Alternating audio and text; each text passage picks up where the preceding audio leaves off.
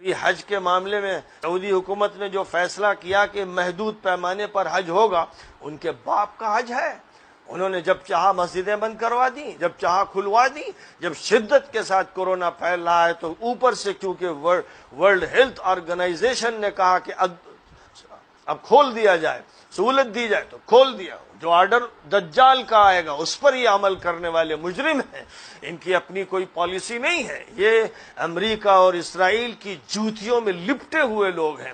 کیا یہ معلوم نہیں ہے کہ یہی وہ لوگ ہیں جنہوں نے سینچری ڈیل کی ہے؟ کیا یہ معلوم نہیں ہے کہ یہ وہی لوگ ہیں جنہوں نے یمن میں قحط برپا کیا ہے اور لاکھوں انسانوں کو دربدر کر دیا ہے؟ کیا یہ وہی لوگ نہیں ہیں جنہوں نے محمد مرسی کی حکومت کا مصر میں خاتمہ کروایا اور سیسی جیسے حقیر مجرم کو اسرائیل کے ایجنٹ کو مسلط کیا؟ کیا یہی وہ لوگ نہیں ہیں جنہوں نے تیونس کے اسلامی انقلاب کو ناکام کیا؟ کیا یہی وہ لوگ نہیں ہیں جنہوں نے لیبیا کو خانہ جنگی میں ڈھکیل دیا اور اس کو سنبھلنے کا موقع دینے کے لیے تیار نہیں؟ کیا یہی وہ لوگ نہیں ہیں جنہوں نے 12 لاکھ سنیوں کو شام میں قتل کیا اور بشار کے تحفظ کا پورا انتظام کیا؟ کیا یہ وہی لوگ نہیں ہیں جنہوں نے پہلے صدام کو ختم کرنے کے لیے عراق کو تباہ کیا اور پھر دوبارہ عراق کو تباہ کیا؟ یہ وہی لوگ نہیں ہیں؟ کیا یہ وہ لوگ نہیں ہیں جو قوم لوط اور قوم سمود پر جہاں عذاب نازل ہوا وہاں یہ پکنک اسپاٹس بنا رہے ہیں، ریزارٹس بنا رہے ہیں، جہاں کے بارے میں یہ اعلان ہے کہ وہاں شریعت نافذ نہیں ہوگی، وہاں پوری عریانیت اور فحاشی کے مواقع دیے جائیں گے۔ اس سب کے باوجود انتظار میں ہیں ہمارے مولوی صاحبان کہ کیسے ان کی تعریف کریں، تو حج کا ہی عنوان بنا کر تعریف کے پلندے باندھ دیے گئے کہ سعودیہ نے بہت اچھا فیصلہ کیا، بڑا دانشمندانہ فیصلہ کیا۔ مجھے پوری عزت اور احترام کے ساتھ مولانا ارشد مدنی کی خدمت میں عرض کرنا ہے کہ 60,000 افراد جن میں طلباء ہیں، علماء ہیں، سعودیہ کی جیلوں میں ہیں۔ آپ کا کوئی بیان اس پر نہیں آیا؟ کبھی آپ کا بیان اس پر نہیں آیا کہ سینما ہال قائم کیے جا رہے ہیں، رقص و سرود کی محفلوں کی اجازت دی جا رہی ہے، عورتوں کے پردے کا خاتمہ کیا جا رہا ہے؟ اس پر بیان نہیں آیا؟ کبھی اس پر بیان نہیں آیا کہ مرسی کی حکومت کو ختم کرنے والے یہی مجرم ہیں اور تیونس کے بدماش صدر کو پناہ دینے والے یہی مجرم ہیں؟ کیا یہ واقعات نہیں ہیں؟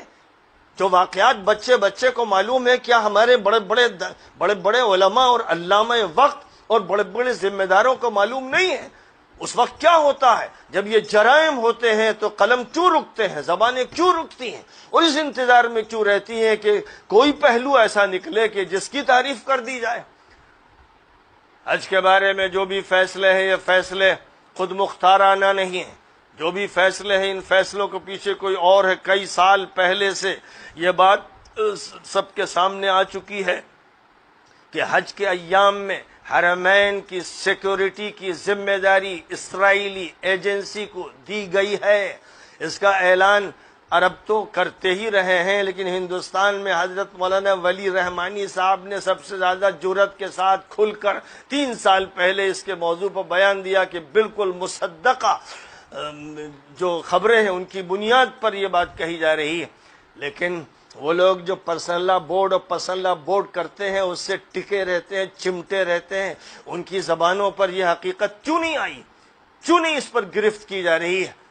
اتنے بڑے بڑے جرائم پر بھی اگر نہیں بولیں گے، اور 1 جولائی سے فلسطین کے بقیہ علاقوں پر اسرائیل کے قبضے کی وہ کارروائی جس میں سعودی حکومت، امارات کی حکومت، مصر کی حکومت 100% شریک ہے، اگر آج جبکہ ہم اب 29ویں تاریخ میں ہیں، اگر اس پر بھی زبان ان کی نہیں کھلی تو میں مسلمانوں سے کہتا ہوں کہ خدا کی قسم یہ لوگ بک چکے ہیں۔ یہ اس قابل نہیں ہے کہ اب ان پر اعتماد کیا جائے اور ان کی بات سنی جائے اور اس کو تسلیم کیا جائے۔ حق ان کے سامنے نہیں ہے، کچھ اور مسالے اور مفادات ہیں۔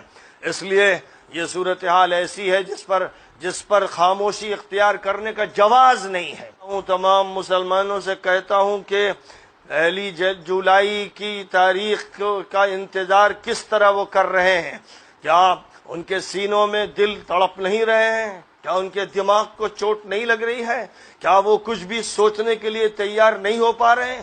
کیا وہ اپنے مسائل میں اتنے الجھا دیے گئے ہیں کہ ان سے ابھر نہیں پاتے؟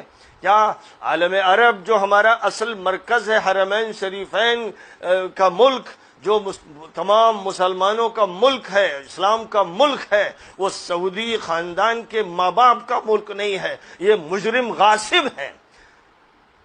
کیا ان کے اندر یہ تڑپ نہیں ہے کہ جزیرۃ العرب کو آزاد کیا جائے؟ ان دجالیوں سے، ان اسرائیلیوں سے، ان صہیونیوں سے، ان صلیبیوں سے، ان مجرموں سے، ان کے ایجنٹوں سے۔ یہ ہے وقت کا تقاضا، اور اس تقاضے کو اگر پورا نہیں کیا گیا اور تعریف کے موقع تلاش کیے گئے، حیران ہوں کہ ایک ایسے مجرموں کے لیے تعریف کا کوئی موقع کیوں ملتا ہے، کیسے اس کو تلاش کر لیتے ہیں؟ چاروں طرف سوائے گند کے کچھ نہیں ہے۔ سنڈاس میں ان کو کوئی موتی کیسے مل جاتا ہے؟ سنڈاس میں ان کو عطر کیسے مل جاتا ہے؟ بہرحال میں تمام بھائیوں سے، دوستوں سے یہ کہنا چاہتا ہوں کہ اس موضوع پر پوری قوت کے ساتھ جو بھی وہ بات کہہ سکیں، لکھ سکیں اور لوگوں کو متوجہ کر سکیں، کریں، اور یہ سمجھیں کہ جو ان کا جو قلب و نگاہ کا اصل مرکز ہے وہ حرمین شریفین کا علاقہ ہے، اس کے تحفظ کی ذمہ داری امت پر ہے، اور اگر امت کے علماء بیدار ہیں، زندہ ہیں، اگر ہیں تو ان پر ہے، اور ان پر ہے کہ جو اس امت کی قیادت کا فریضہ انجام دے سکتے ہیں، اور باقی جو اس تلاش میں ہے کہ کیسے اس مملکت اور اس حکومت کی تعریف کا کوئی پہلو نکل آئے، ان سے پلو جھاڑ لینا چاہیے، ان سے مایوس ہو جانا چاہیے، ان کو ٹاٹ باہر کر دینا چاہیے، یہ سمجھ لینا چاہیے کہ اپنے نہیں ہیں، امت کے لوگ نہیں ہیں، یہ اپنے چھوٹے چھوٹے مفادات کی گردش کرنے والے انسان ہیں۔ وآخر دعوانا ان الحمد للہ رب العالمین۔